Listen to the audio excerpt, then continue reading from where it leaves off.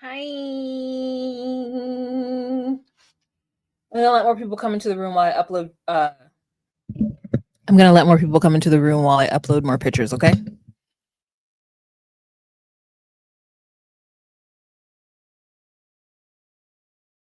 Also, if you're hashtag replay gang, check the description box below.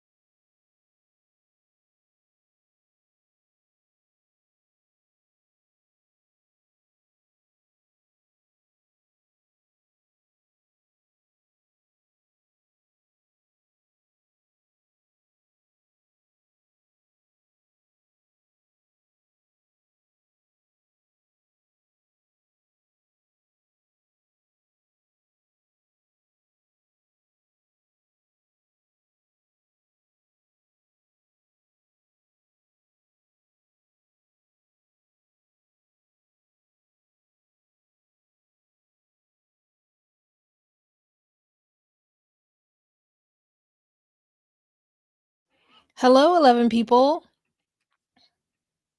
I'm just dropping some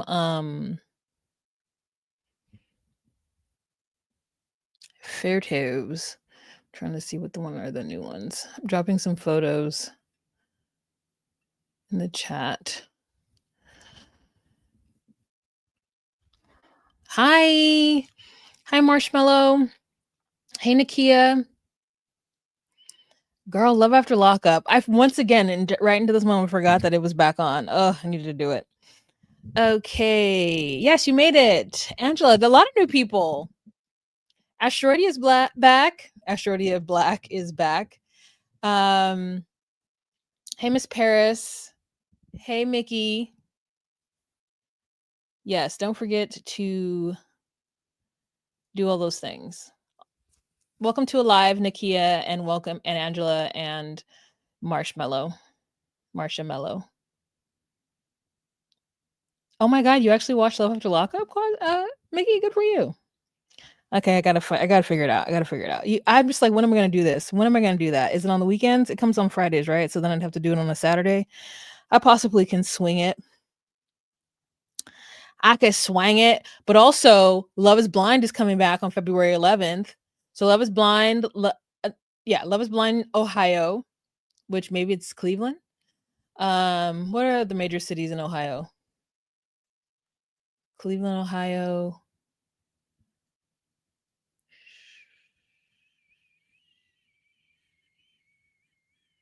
I don't know any of the other cities in Ohio. Hey, Jasmine. Anyways, okay, 22 people in the room. Look, we're getting lit here. We're getting hit. Thank you. Appreciate it. No, I'm not talking. I'm talking about Love After Lockup that is coming back. But right now we're talking about 90 Day Fiance the other way, season 7, episode 21, the tell-all part 1. Hi, I'm Sean Robinson. Also, tell me why Bonnie Rainim tried to do a copyright strike on my last video because I sang I Can't Make You Love Me. I said, y'all heard that? The AI algorithm bot must be working overtime. I sang 45 seconds of a song from the 80s terribly. And they're like, copyright strike, you're sharing your money. You're sharing the 5 cents we give you for this episode with BMG, whatever it is. I'm like, I'm disputing this. Give me back my half of my 5 cents. Okay? Give me back my 2 pennies, my 2.5 pennies, please. I said, that is hilarious. So you can't even sing a song now. I was going to sing another song just now. You can't even sing a song now on this app. or no, it's not even an app, on this website, on this web page. Can't even sing a song now. I'm like, damn, you already took my CPMs down. You already took my monies, taking my monies, trying to just give me $100 like I ain't shit. Oh yeah, no, I didn't do much this month. Whew, we'll see. Okay.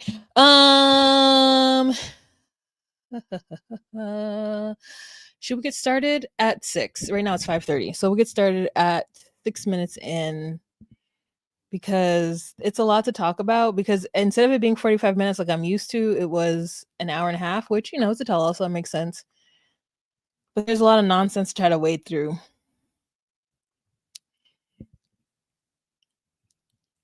Ready, Freddies?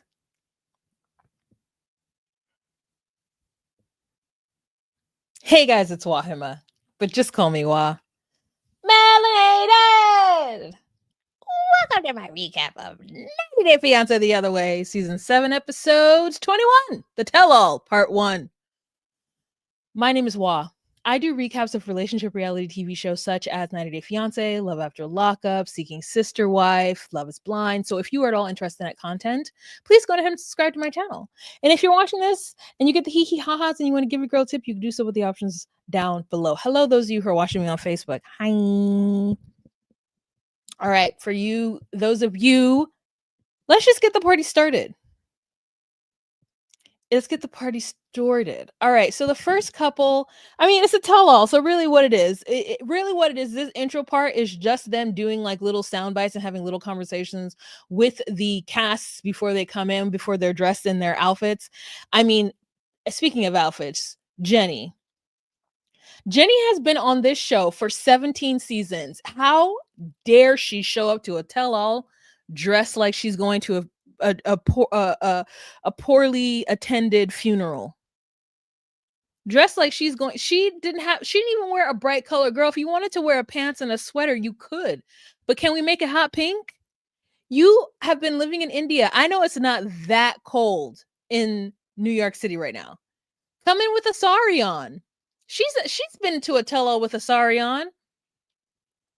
I mean, if she didn't want to wear pink, could it at least be like a, I don't know, like a plush, like a maroon, or maybe something to go with this melancholy hair she's got going on right now? I said, Jenny, ma'am, she is the only person dressed like she's going to, like she's going to like I said, a poorly attended funeral, where she's like, well, I don't have all black, so let me just wear the darkest colors that I have, and this is my friend, but we're all poor, so we don't got clothes for all that. I'm like, girl, you could have done so much better, Jenny, and you didn't. You failed us. Okay, so Anthony, they asked Anthony what he expects from the tell-all, and he says, I expect loud noises. And we're like, yeah, that would be an Anthony answer, where it's like true that he would be like, oh, it's so loud, but then also like he thinks that comment, saying it like that, is funny. And we're like, we think he's just as funny as his wife does. So Manon says that she's tired of being expected to be perfect for everyone, yet still the villain. And it's been a long time. It's been a year, and she's like, really, guys, I cannot support Manon. I know I said this for the last like 5 episodes, but Manon is crazy, y'all. She's like, I can't be expected to be perfect, yet the villain. And I'm like, no one expects you to be perfect.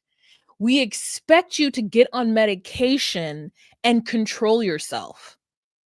And if you don't want to control yourself, which is fair, right? If you don't want to get on medication, you don't want to do the hard work with therapy, you don't want to do the things that you need to do to make it so that you can have decent interpersonal relationships with people who aren't chosen family, like you then need to just own up to the behavior instead of being defensive of it. Because that's what's crazy about it. Don't defend the behavior. If everyone tells you, just like everyone tells me, if everyone tells you that you just say what you say, you come off rude, or you you won't let him talk to you, like she just justifies all of the poor behavior. And I'm like, don't justify it. Just say, yes, I let myself feel my emotions at all times, no matter how they make other people feel, because from the ages of 3 to 17, I was made to feel a certain way.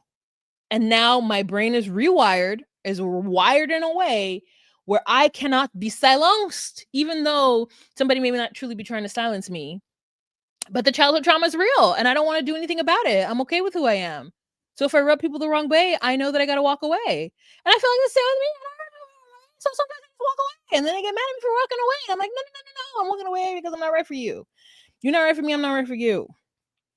It's so interesting that I'm kind of going through this at work where like I can see that people don't expect me to challenge them. And I'm like, well, I am. So if that's not what you want, then let's just steer clear of each other.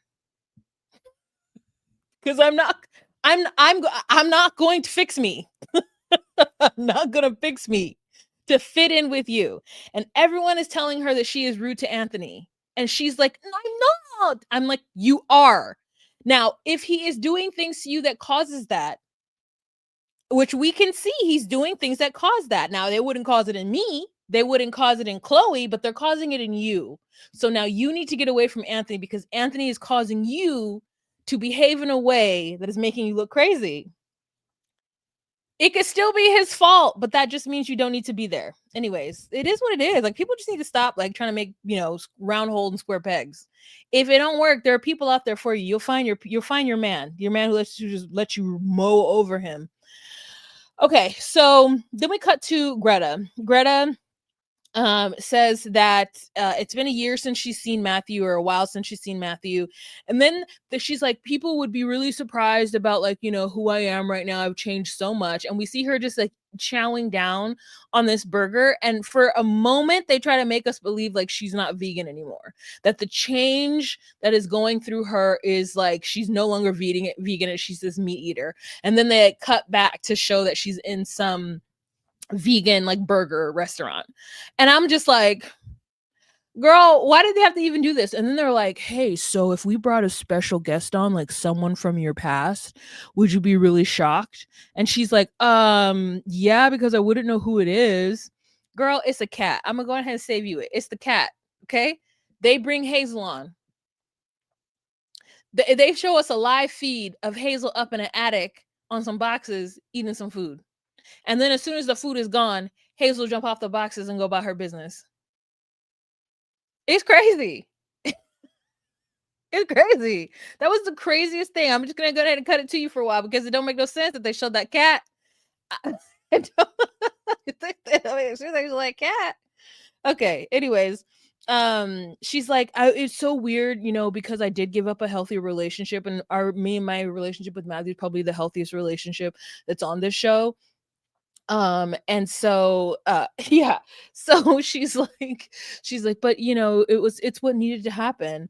And as much as I was like, damn, Greta, that's cold-blooded that you moved all the way over there and then you just like broke up with him, the truth is that she didn't even move back to the US. Let's just talk about Greta. She didn't move back to the US. The girl said I wanted to live in the city, and so she moved to the city. She got a job doing animal advocacy, she got a work visa, and now she's in London living her best effing life. Her best life. Living my best life. Like living her best life. She's just over here chowing down on vegan burgers, living her best life in London while Matthew is somewhere in the dust. And she's like, guess what? I want to feel magical sparks at all time. I don't have to settle. And I said, you know what, Greta, you are a woman of the future. Like, I'm not saying that there haven't been women of every generation. Like when I think of these kind of women, I think of like Eartha Kitt. I think of like Jane Fonda. I just think of really strong women who are like, listen, I don't need no man, especially in a time period where like, it was like, oh no, you need a man, or like, you can't get a credit card without a man.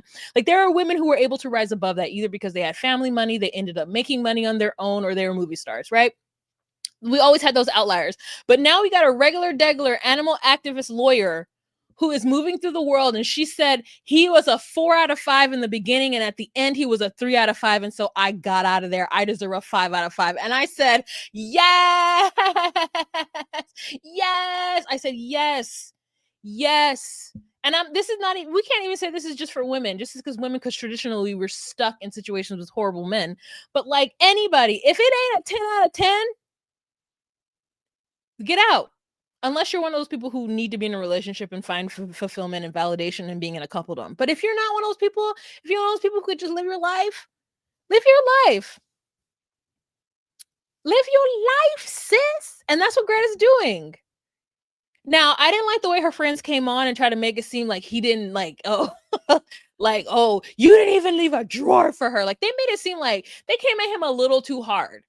Like, yes, is he just not somebody who is like, yeah, he's not right for her.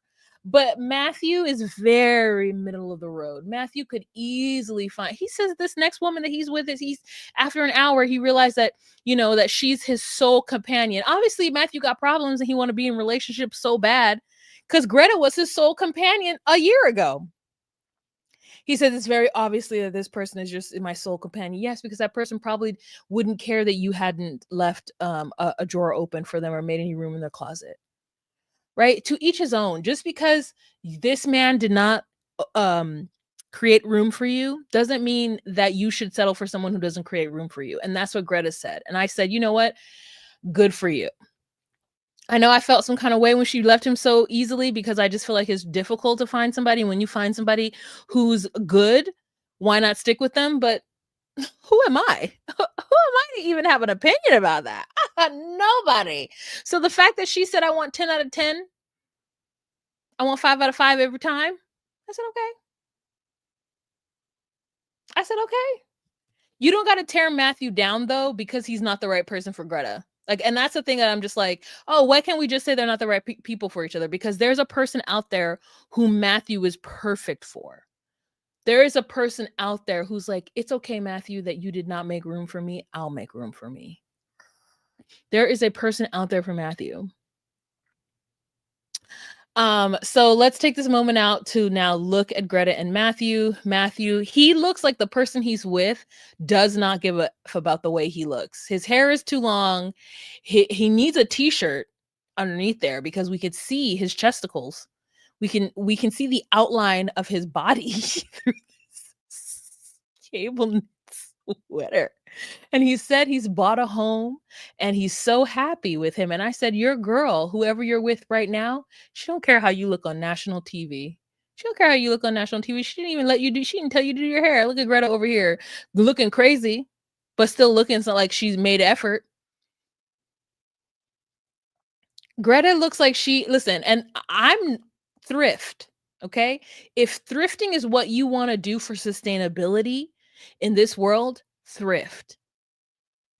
But Greta looks like she thrifted a dress that was too big for her. And she said, I'll just make it an empire cut dress and I'll throw the extra fabric around my neck like I'm Celine Dion in some 90s ballad. And then I'm going to throw on some 80s glasses. And guess what? They're going to be thin-rimmed glasses and my shoes are going to match my glasses. Nothing else. I'm not going to give you a belt. I'm not going to give you any kind of embroidery on it. In fact, it's going to be ill-fitting up towards my tetas. I'm not going to give you anything you want. I have fabric from the thrift store covering my body and you need to deal with it. And we said, okay. Did we not? Aren't we saying okay? We're saying okay right now. We said, okay, Greta, you come as you are. That's what the Lord said. Come as, okay, no, they're going to try to charge me for that. You know the song, da da da da da da da, Nirvana, come as you are. Memory. That's what happened. Okay? That is what happened. So anyways, he then is now happily in a relationship with some woman who's his sole companion. And then Luke's dumbass, and this is what I don't get. I don't like when they ask them about their sex life. I think it's so tacky. It's so tacky. Because at the end of the day, this show isn't about, like, it's not 90 Day Fiance sex life. You know what I mean? If you want to tell us a little bit about your sex life, you can go ahead and do that. But honestly, I don't need it. And so Luke is like, speaking of consummate, because Greta accidentally said, "When did you consummate this relationship?" And what she meant to say is, "When did you officially become together?" And Matthew said, 10 hours after we went on our 5-hour date is when I decided that we were going to be together, and this is what it is. And so she's like, "Oh, okay." And at first it feels like she might be a little bit like taken aback. And even Patia's like, He moved on so quickly." And I think to myself, what a silly thing to say. I hate when someone says like, "Oh, you moved on so quickly." To me, moving on so quickly is like if you just got out of like a 3 to 5 year relationship, maybe even a 2 year relationship, and in 3 weeks you have a new girlfriend.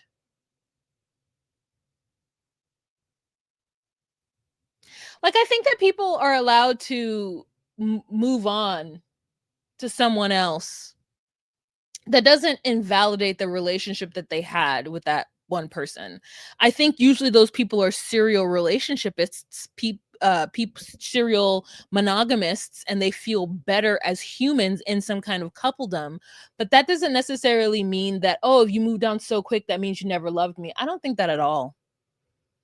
I just think that there's somebody who they could have loved you. Were they in love with you? Knock down, drag out? Maybe not. But you can commit to somebody.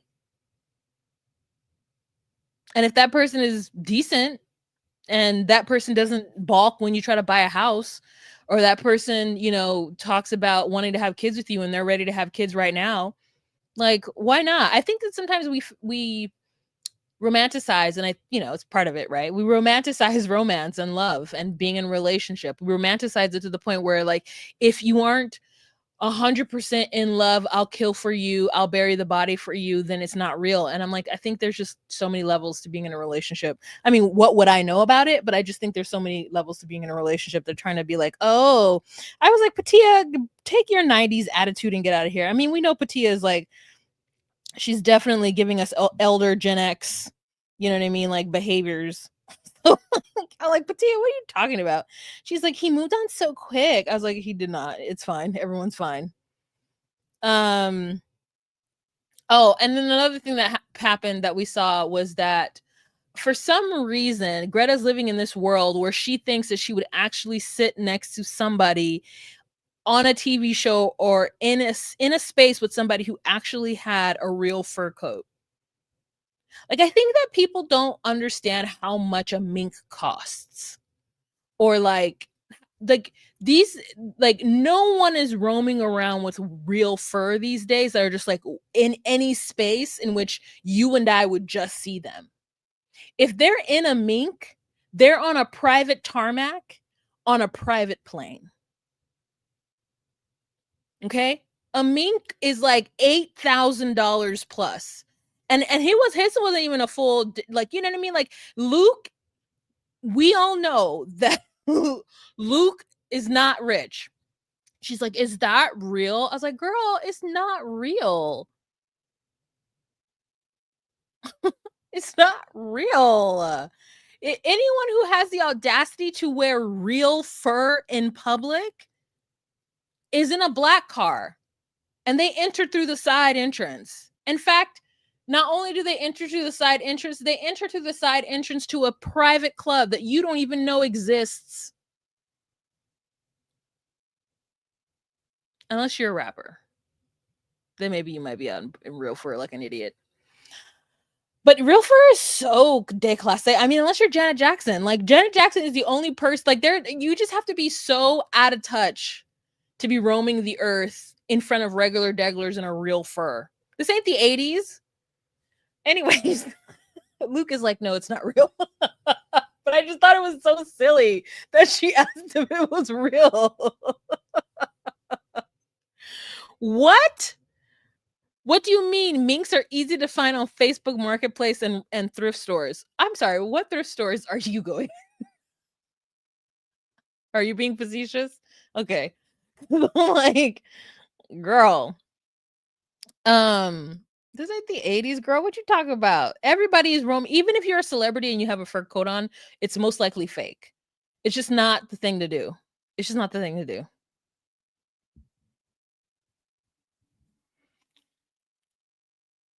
Real furs? Like mink or just like shearling or like Angola or like like something sustainable. I mean, not that rabbit is not sustainable or whatever, but like, it's different. It's different. Exactly your grandma. Your grandma. People don't just have them. People just don't have them now. They're exceedingly expensive. You have one. If your grandma has one, she got it in the 80s or she got it back then, or did she get it 10 years ago? Let me know. Y'all, I guess okay. Look, are you guys, what is happening? I'm talking about going into a luxury store and buying and buying a mink or a what is that other animal called? Like uh what is that animal called? It's in a rap song. I don't know what I'm trying to say. What is Jocelyn saying? Some in my town take old fur coats and add them to purses and they're beautiful, but is it PC? I'm in Toronto. Chinchilla. Thank you. Chinchilla. I'm talking about is everyone know what I'm talking about? I'm not talking about like being native and like hunting for furs. I'm talking about luxury luxury soft furred animals like a mink or a chinchilla and going in and buying that and then roaming the streets with it. That doesn't happen as often anymore as it did in yesteryears. I'm not gonna argue with y'all. You just if what you're trying to tell me is that I'm wrong, I accept. Okay, I'm wrong. That's fine. That's fine. I may talk about something that's too specific. I'm not talking about the olden days. I'm talking about the 80s when that shit was gauche and that shit was like popping and doing that was okay. Luke specifically would not be at a tell-all in a mink. That's all I'm saying. One, because it's Luke and he ain't got no real money. And two, it's much easier. Yeah, fake furs are what people wear these days. It is what it is. All right. So moving on. Whew. Chloe gives Greta a glass straw. And I said, I love it because it's sustainable. However, it's still very, very privileged to be able to do. It I have several metal straws because, Greta wants to be sustainable. So having a glass straw is not bad. But she's like, I bought a bunch and I carry them with me because I don't want to use paper straws or plastic straws, which is like great, but also still very, very, very privileged to be able to do so. So I liked it, but also was like interesting because I have metal straws. Do I take them to go? No, I do not. I think that's all I have to say about Greta. I know it was all over the place with her, but I just had to speak about it. Okay. So now we've got Luke, and they talk about Luke, and Luke is like, yeah, he's back in the US and he has no ring. And Luke, the only thing of note that happened with Luke is obviously him and Madeline are in some kind of argument. One. Two, he is making googly eyes at Chloe. Greta saw it. Chloe said that she tried to hit that he slid into her DMs and said, "Are we gonna like hang out tonight, or we're gonna grab a drink?" Which I personally don't see anything wrong with. I don't see anything wrong with it, and I feel like if Chloe tells Madeline or like announces it to the cast that Luke said, "Hey, let's go get a drink," then like she's being messy for no reason.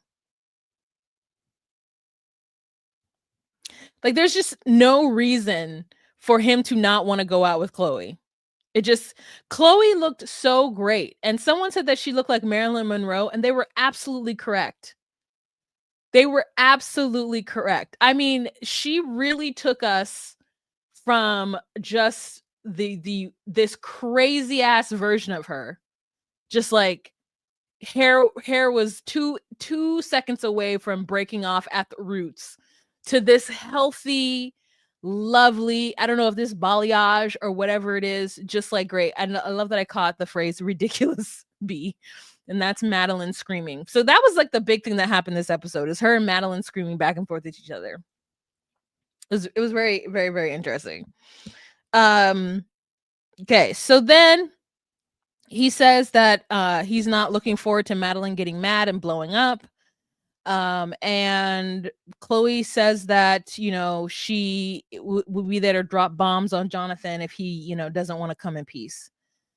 So we get cut to Manon in the car, who's like, Anthony, are you ready to stick up for your wife? Every time she does this thing where she like, afterwards, it feels like a challenge. Like she's like, she's like, "Nuck if you buck." Like, and I'm like, if you don't stop trying to intimidate this man, that's the reason why the Manon feels weird to me, is because I feel like she's trying to bully Anthony at all times. Like it's like I was saying earlier, when people just ain't right for you, they just ain't right for you. And Anthony's not right for her. And she keeps wanting him to step up and do something that he's not doing. And so instead of her making the choice that works best for her, she just would rather like semi abuse him. And that's what I don't like. That is what I don't like.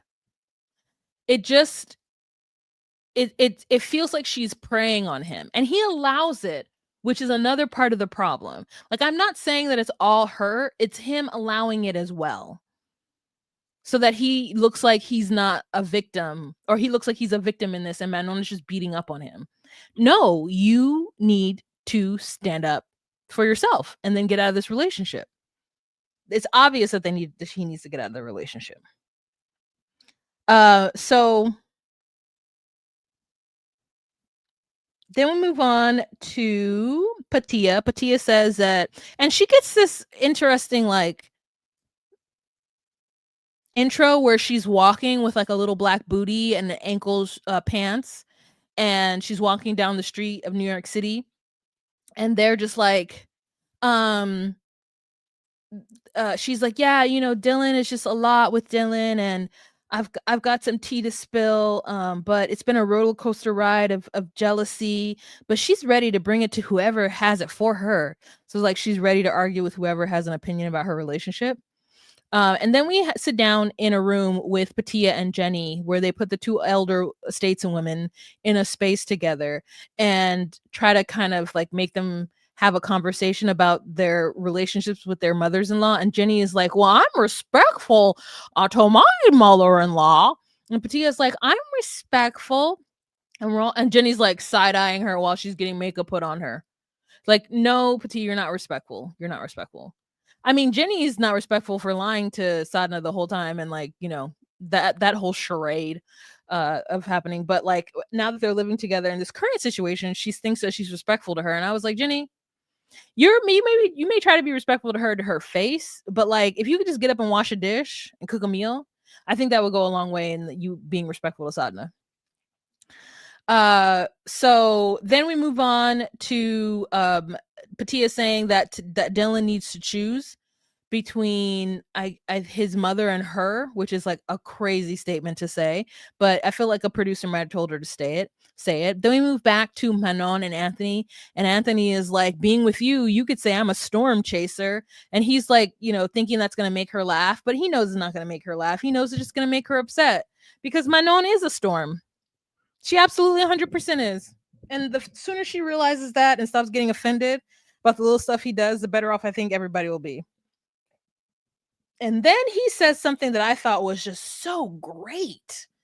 He ends up saying, after Chloe says that she thrives on the hate comments, that Anthony, the only person he really has beef with is Johnny, because he feels like Johnny is male bovine excrement. I said bovine. Oh, we know that I love words that describe beasts of burden Animal husbandry, if you will. I love it. That bovine? What a great use of that word. I rarely hear it. Which is like a cow, if I'm not mistaken. Excrement. He says he hates male BS. He's at bovine excrement. Let me look up bovine to make sure I'm correct.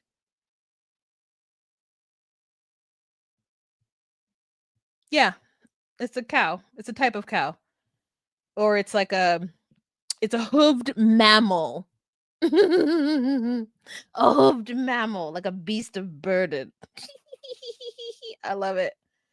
Oh, what is considered a bovine? A bovine is any animal belonging to the subfamily bovine, characterized as large, cloven hood ruminants with heavy build, including domestic cattle, bison, buffalo, yaks.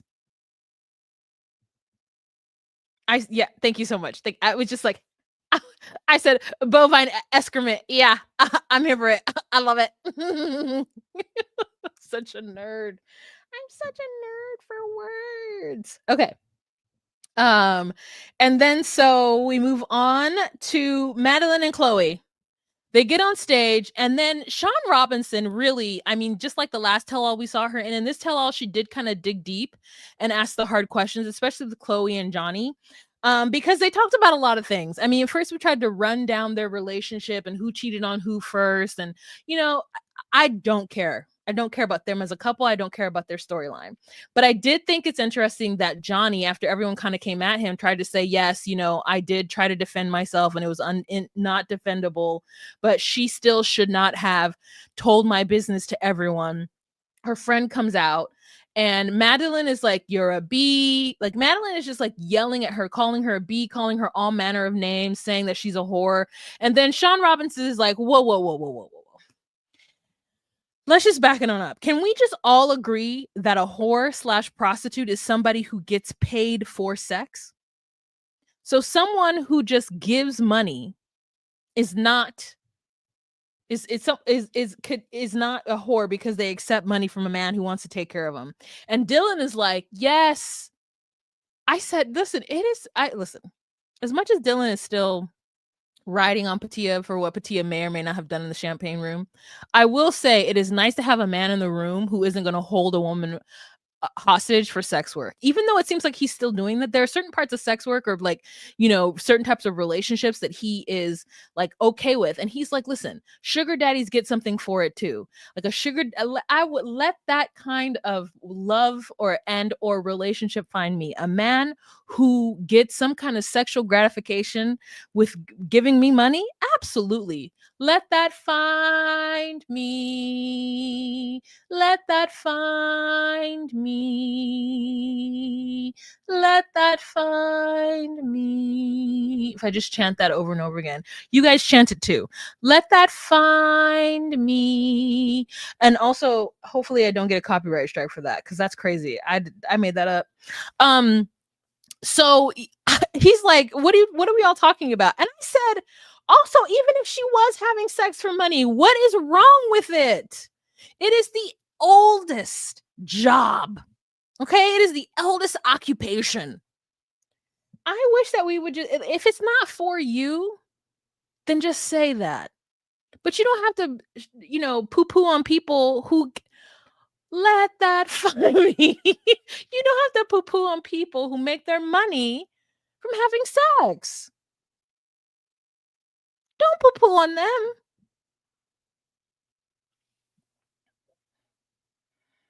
Come on, I love 304 TikTok. I mean, the way she's acting is like she wasn't, but I'm like, I feel like there is a specific man, Luke, who is interested in a very young, very thin girl. And for her to be like, you don't make your own money, you're a sugar baby.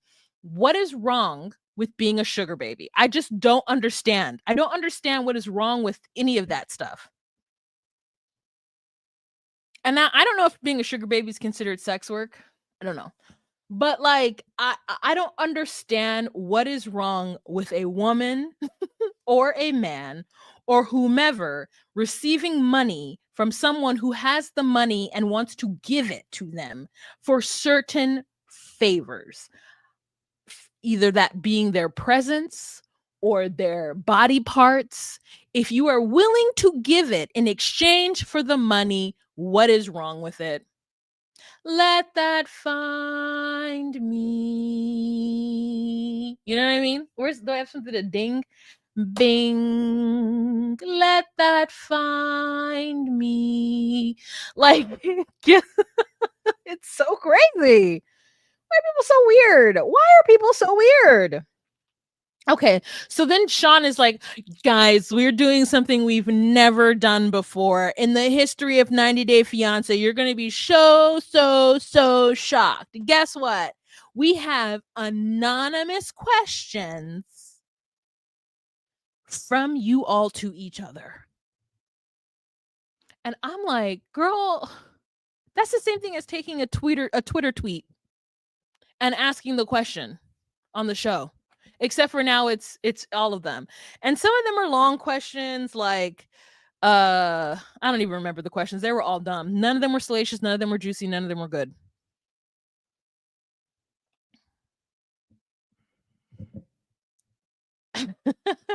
Working, I can't sing it. Jesus. But it pays and listen, it is honest. I don't agree with that statement anymore. Work ain't honest, but it pays the bills, or whatever Miss Brady said. Miss Badu. We need to get back to Lalu and stop watching. Oh wait, are they back? I need to get back into. Oh, okay. Whew, I thought they were back. I was like, oh my god, it's the best thing I've ever heard in my life. Yeah.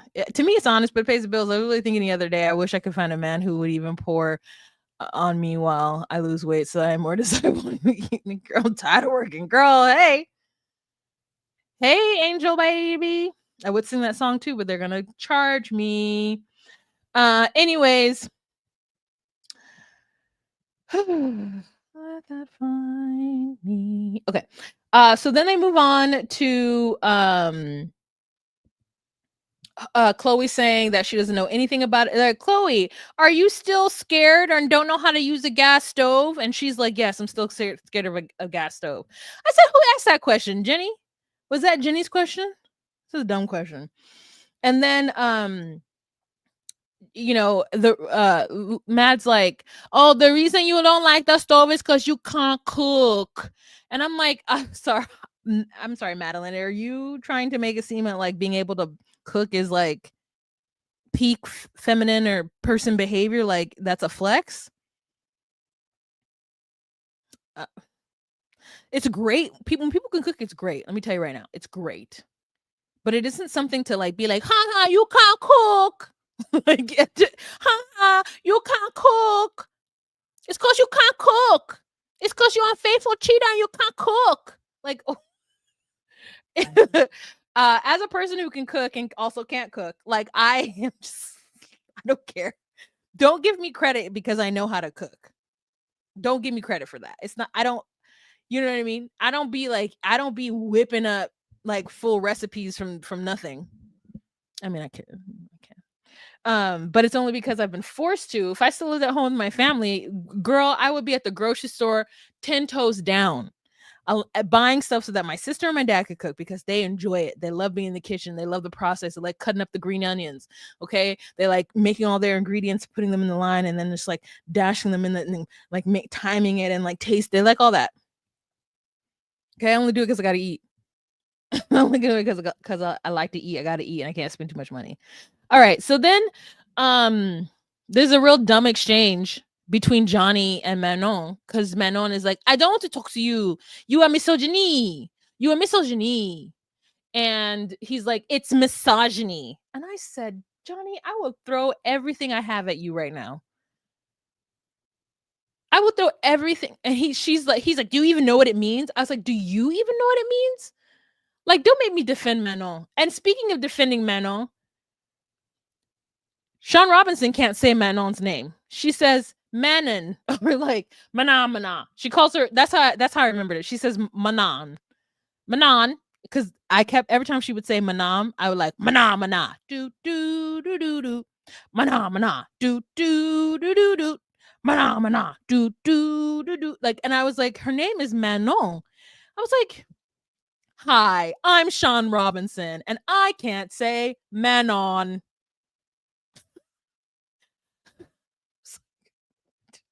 What is everybody talking about right now? Um, and so someone's like, Manon, does Anthony still make you want to die inside? And she says, yes, sometimes. And I'm just like, girl. And so Patia and Dilla end up calling it out. And they're just like, what are you even saying? She's like, not all the time, just sometimes. I said, then you need to get out of that relationship. Okay. So then we get into the real like yelling back and forth between Chloe. And finally, Chloe is like, can somebody else intervene and argue with this? Because I'm tired of it. Like, I can't, I don't want to argue with her. Does anyone else have anything else to say? And no one says anything. They just, they're like, sitting back just watching these two yell at each other, and she's over it, and I'm over it too. Frankly, it is so boring watching them yell at each other. And then she's like, when you have a sugar daddy, you be's a whore. Now, does she look good? Yes, I think she looks better with dark hair than the, oh no, that's not true. I think she looks good with dark hair and blonde hair. I just think in general there is a type of man in this world who will predatorize, who is a predator to her. I don't know. There's just something about her. Something about her that I'm just like, what are you even talking about? Why are you fighting? It's not that she's not a girl's girl, because I don't care if you're not a girl's girl. I don't even really know what that means, because I wouldn't consider myself a girl's girl. Like, but I feel like Madeline has very interesting morals, or like a moral compass that she kind of puts on people. And I just feel like it's a little antiquated for someone who, you know how sometimes you see a person who dresses in a certain way and looks a certain way and does things in a certain way, and then they behave. Okay, here's what it is. It feels like Madeline has the moral compass of a church-going Catholic, but she dresses like a whore. And so it doesn't equate to me. Like, I don't understand it. I don't understand the line. It's like she's like, you're a sugar baby, you're a whore, but it's like you're also using Luke for his money, or for his perceived money. So make it make sense. Like, it just feels like she has a lot of like lines in the sand, but doesn't look like she should have lines in those sands. Like, she should, like, it's just weird. It's very difficult. I don't know if you guys agree with me, but I'm just like, what are you talking about? You're over here half naked every time we see you, and you have you like it. You have a problem with her getting money from a man? What are we talking about here? If you could be a sugar baby, you would be. Wouldn't we all? Mm. Okay. So then, one thing I will say is that Patia is, I didn't even say that. Patia tells Greta that she's very proud of her for knowing that something isn't working and for getting out of it quick. And I think to Patia, I go, girl, are you pissed that you wasted 12 years of your life with Dylan because you couldn't just make the decision to cut it off and move on? And so instead of being a hater, you're being honest, and you're being like, good for you for not accepting 3 out of 5. Love that. Then we move on to a little bit talk about Dylan and Patia, only because Chloe says that her and Jonathan had sex before she left. And everyone's like, how could you? And I'm like, why wouldn't she? They probably have great sex. Like, and then somebody else ends up saying like, oh, sex is so tied with emotions that maybe when the sex got bad between Greta and Matthew, then that's why it wasn't good, because she wasn't into it emotionally. And Chloe's like, that doesn't make any sense, because I at some point hated Jonathan, wasn't into it emotionally with him, and like, we have great sex. And then Patia is like, yeah, Dylan and I have the best makeup sex. I said, yeah. I said, I don't understand why everybody's trying to act like it's like this big. Sometimes people be wanting to be so fake deep, be so like they just want things to interconnect and like, it's like it to me, this is an extreme version of it. But to me, it's like low key that argument when people are like, yeah, a woman wouldn't get pregnant if her body wasn't open. Like a woman wouldn't get pregnant from a man who took advantage of her because her body would reject the sperm. Sorry, I spit. And I'm like, what are we talking about? No, that is not, no. A sperm gets to an egg and a baby happens.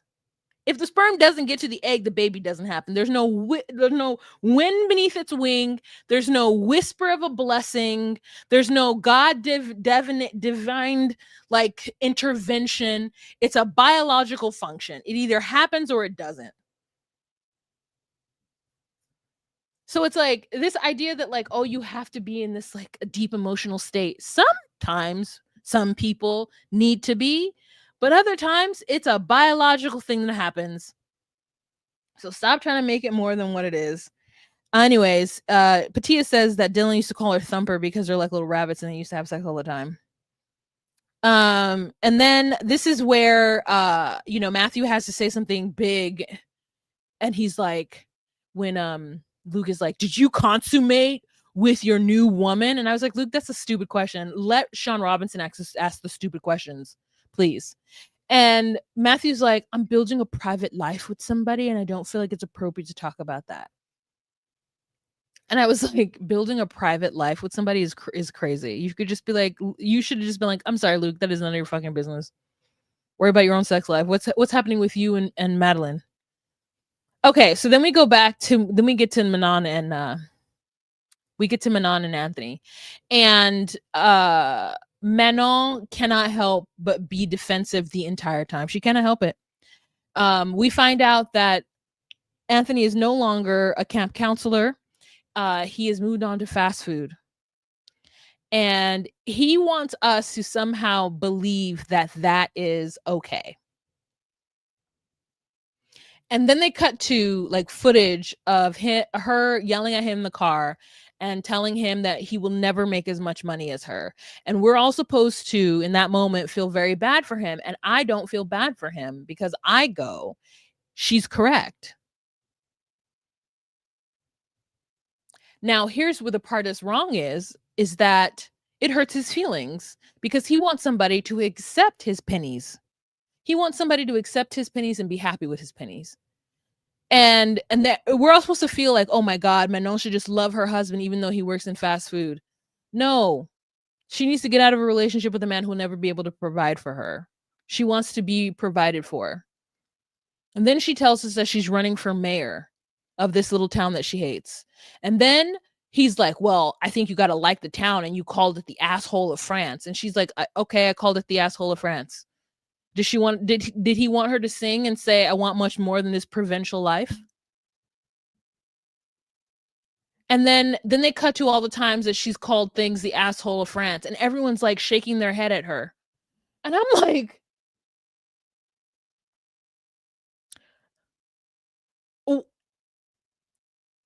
since when are we all like very defensive of the small provincial towns in France?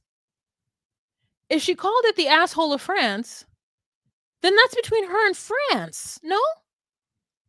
Them's her people. She's from there. She's not an American referring to, shithole countries. She's from there. That's like me. It's like, listen, I'm allowed to call certain parts of San Bernardino ghetto. I'm allowed to, because I'm from there. So I'm going to call it ghetto if I want to. So like, they're like, and then they're cut to him looking great with his luxurious hair. And he says, you have to be more tactful to be the mayor. You can't say things straight away. And Anthony is like, oh yeah, she's terrible. She can't be the mayor. She's like, well, I'm going to try to be the effing mayor. So I don't understand why everyone has an opinion about it. Like, I'm going to try. I like to do big things. I get bored. I want attention. I want people to see how great I am at all the things that I think I'm great at. I want accolades. I mean, that's really the biggest thing. I think Manon is deeply insecure, and I think she knows that she's deeply insecure, and she consistently and constantly wants to be praised for the big things that she does. To me, I don't know what Manon was doing. I don't understand her sources of income, but it's like if they were able to survive in Los Angeles, then she was at least making a decent amount of money. I don't know what that is though. Like, is that over 150K a year where she was able to afford everything, and then he brought in 50K a year. So between the two of them, they had 200K. You could do that in certain parts of LA for sure. Is it better if you have 300K? Yes. Combined income, absolutely. But 200 ain't nothing to like poo poo at. So good for her, but she also wants to be somebody who's like, I'm self-made. I did it. I'm great woman. I can do things. Even though she doesn't understand that with all people who do big things, their family usually suffers. It is the two things. You can want to be a loving wife and mother, but not be able to because you want to be a big entrepreneur and have people strangers praise you more than your family does. It's really important for her for people to praise her, people who are not her family. And that's why she feels so upset at Anthony, because Anthony is not praising her in the way that she wants to be praised. He would rather her just be simple and eat beans and toast every day. She's like, "No, I don't want to eat caviar every day, but I would like some tuna, some nigiri. You know what I mean? I do want a filet mignon twice a month." And so it's just like this weird thing where he's like, "Oh, France is great for me." And she's like, "Well, it's not for me." And that's okay. So then we find out it goes even more deep. Manoff, like, Dylan is like, "You just don't fully love Anthony. It feels like you're, just mean to him." And she's like, "I feel like I've done everything I can do to make Anthony and the family and everybody feel like I love them. Anything more is just not me. So whatever." And then she's like, "You okay? I'm a bad mother. I'm a bad woman. I'm a bad wife. I'm a bad this. I'm bad that." Okay. So she gets very defensive at that point. And then there's nothing you can say to her to make her like understand that she is in fact doing something to the people around her. So then we have his aunt come out, and I'm like, why are we revealing a new character? We can talk to his mother, we can talk to his brother, we can talk to his sister, we can talk to his dad. We already met them. So obviously something has happened to where they wouldn't even come to this tell-all. The only family they can get is Auntie Candace, who's like apparently like a mother to him. And Candace is like, "You monitor his phone." Now here's the thing. Anthony's a big boy. If he's with a woman who goes through his phone and that he has to delete messages because she goes through his phone, then he needs to leave that relationship. The fact is that Manon is crazy. She's like, "You talk shit about me to your family, and so therefore I go through your phone to ensure that you're not doing that because you've burned bridges. You've lost my trust." And I'm like, he's allowed to vent to his family about you. And if you take that as, "I'm just going to go through your phone and yell at you whenever you talk to your family about me, and it's because I don't want you talking to your family about me, so that's why I check your phone." That is a weird argument to have. As soon as somebody were to be like, "Hey, I don't want you talking about me to other people," I'm like, "Oh, this is not going to work. It's not going to work because you talk about me to your friends and family. I don't go through your phone like mad that you're talking about me." He's like, he always sides with them. He does not side with me. And I'm like, because you're mean to him. He can't side with you. You're mean to him because you're unhappy, and you find the little that he gives to be not good enough. And that's fair, but you cannot sit here and berate him for it. You need to get out of it. And she's like worried that they're talking about her. So I'm like, okay, so that your answer is to go through his phone? Like, just get out. Oh, God. You've broken my trust a million times. And then they get off camera and she's like, "I won't be humiliated by you. I got to go." So she takes off her terribly ugly dress.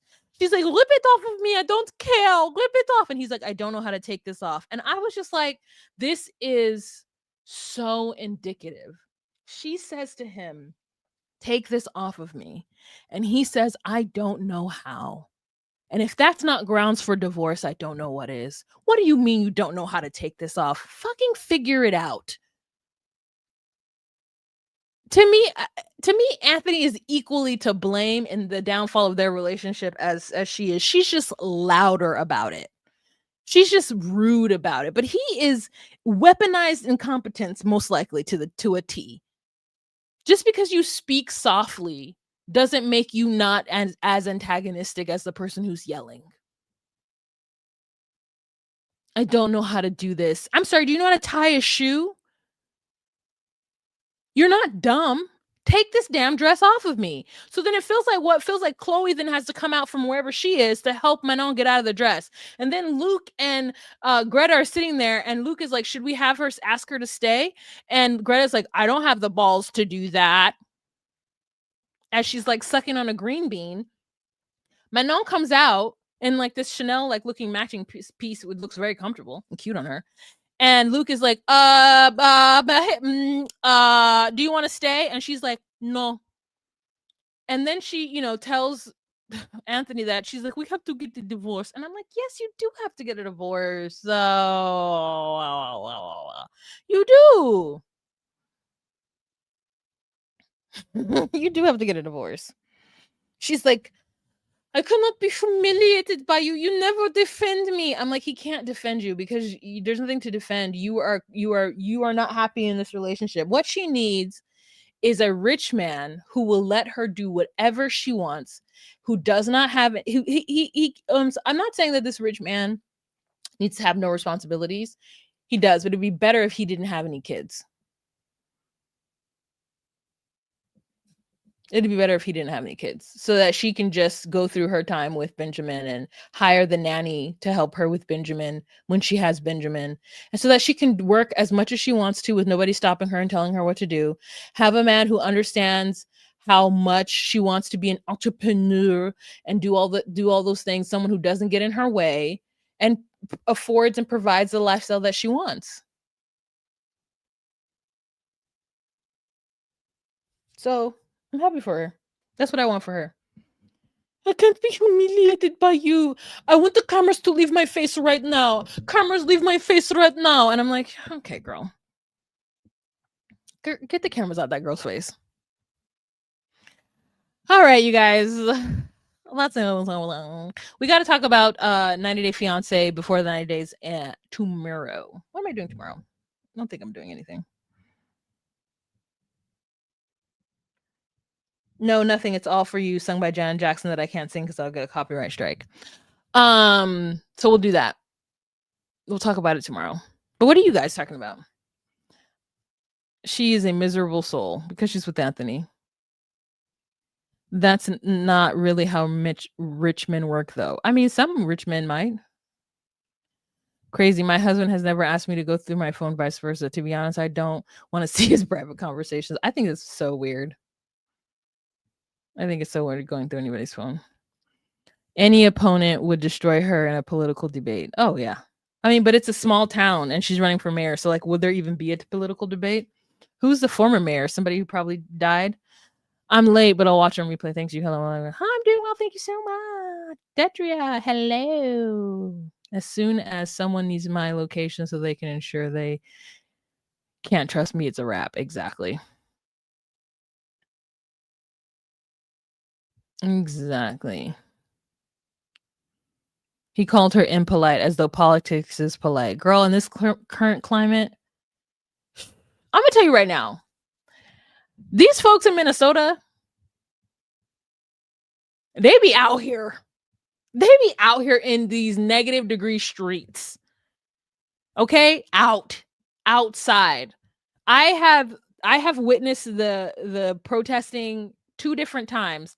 And I said, you know what? I'm proud of these people. I'm proud of these folks coming out from whatever suburbs they're coming out from.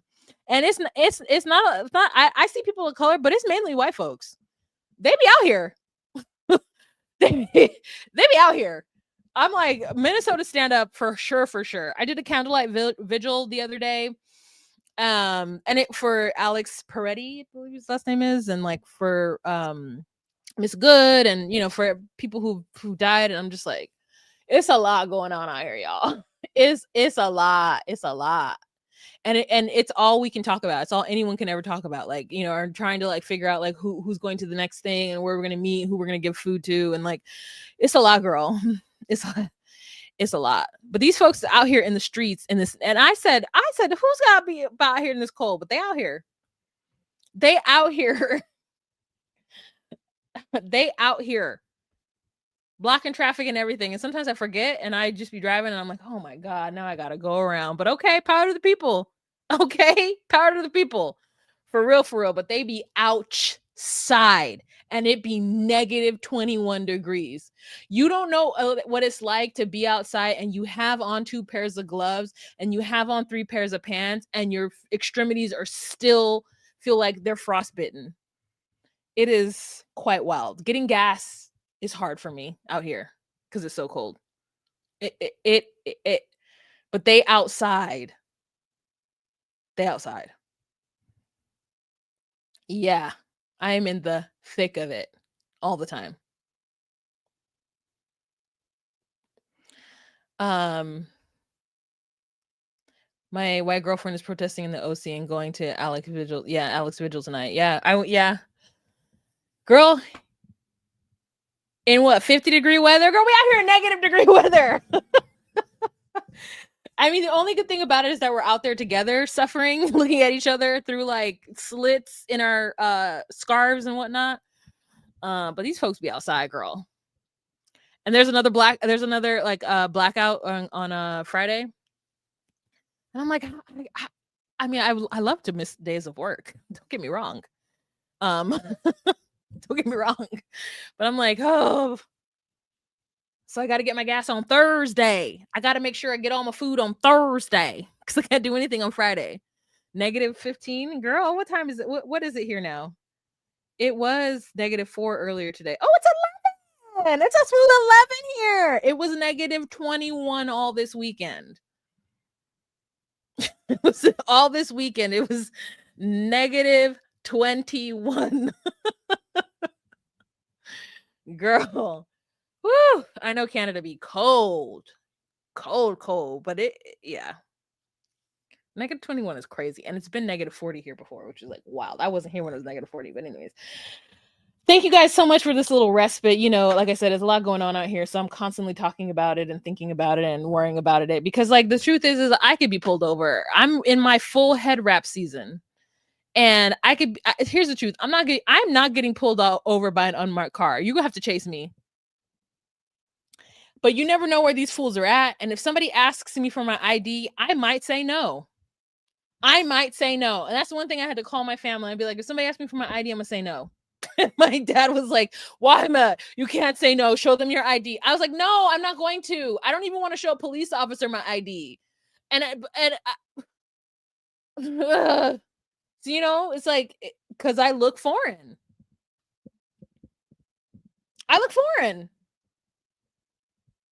So I have neighbors who are foreign, and they're not. I'm sorry. They look foreign like me. For anywhere from Chinese, Indian, Bangladeshi.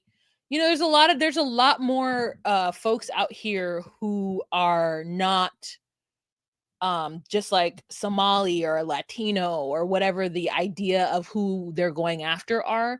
There's other ethnic groups of folk who look not American, whatever the hell that means. And they're worried too. Because as we see, they don't care. So I don't walk around. I drive all places. I drive all places. I don't walk around any place. It's too cold to be walking. But yeah, so it's a lot. But I hope that you guys are safe. And it's crazy. All right, I'll talk to you guys tomorrow and we'll talk about 90 Day Fiance before the 90 days. All right, y'all have a fantastic evening. You know I got to go to bed because I got to be at work at 1:20 in the morning. So my bedtime is anywhere between 3 and 5, which it's almost 5. So I got to go. All right, I'll talk to you guys later. You have a fantastic evening. Hold on, let me set this down so that I can do my outro. Remember to be you, be true, and find your place. Bye. jump in the line, rock your body on time. Okay, I believe you, jump in the line, rock your body on time. Shake, shake, shake. You know what